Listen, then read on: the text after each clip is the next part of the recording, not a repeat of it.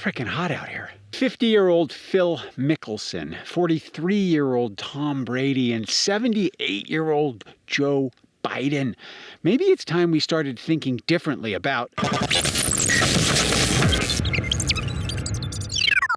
age. The way that we moved about the planet and looked at certain ages, it needs a complete rethink. Because when you look at Tom and the president and Phil Mickelson, if you look at these people, they are doing something at an advanced age that we just didn't think was possible. Yeah, Nick, but what do those people have to do with me? And that is a fair question, my friend, because that's what I thought.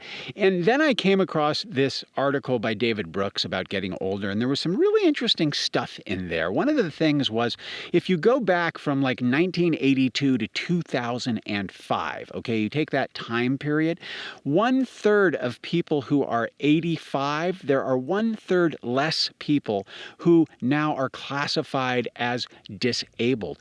And there are 50% less people in that age group who now are in assisted living facilities. So clearly, you and I have the opportunity to live longer and to live better in ways that we just simply have not had before. As I was doing some retirement planning with my financial guy, he's like, Nick, you have to plan to be 94. And I'm like, Steve, get the F out of here. I am not living till I'm 94. And then he lined everything up on me. He's like, well, Nick, you're married and you take care of yourself and you don't smoke and your weight's in check and you live near a very good healthcare system. You are pretty likely you're going to outlast the average.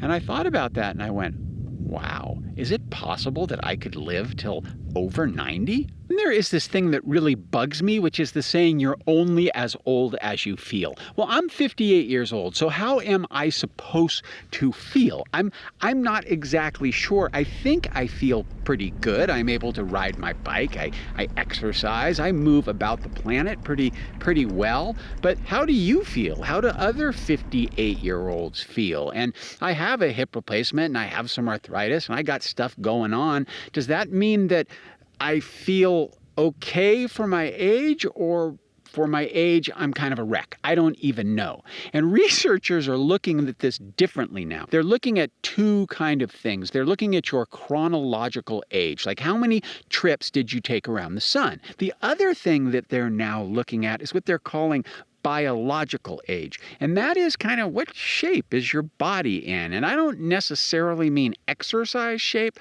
Things like liver function and blood pressure and body composition, which could be a weight, could be affected by exercising and stuff. And what we're finding is that in Western cultures, people are trending kind of younger than their chronological age. We have come a long way, and we are going to live a lot longer than maybe we thought we would. What I've chosen to do in my life is not focus on my age, not to say I don't realize I'm 58. I realize that very clearly. But I'm really trying to live a life and plan as if I do have another 30 years on the planet. And that means I do watch what I eat, and I try and keep my weight in check, and I go to the doctor, and I do all of those things. As important, I think, is how I feel up here. Being recently retired is a challenging time, and trying to figure out what I want to do over the years I have left, it's kind of exciting and scary all at the same time. This is a really good example of the type of thing that I hope is going to keep me young and vibrant, and that's this trip. Coming here with a group of people my age, but who are kind of adventurous, who are sleeping in tents and RVs and really hanging around the campfire and talking and being social. All of the things about this trip, it's radically different than, of course, anything my grandfather ever did, but even my dad never did anything quite like this.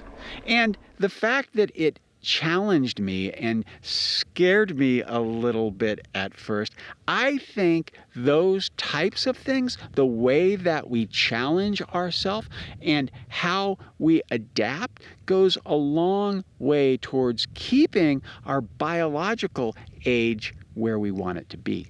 Now, no one's going to live forever, and I don't think I want to live forever. But taking better care of our brains and our bodies and seeing our doctors and all the other stuff I said, that for sure is going to make a difference in how you move about the planet. And if we don't get knocked off kilter by some type of disease that takes us before our time, it's possible to live a long, healthy, and vibrant life till kind of the end.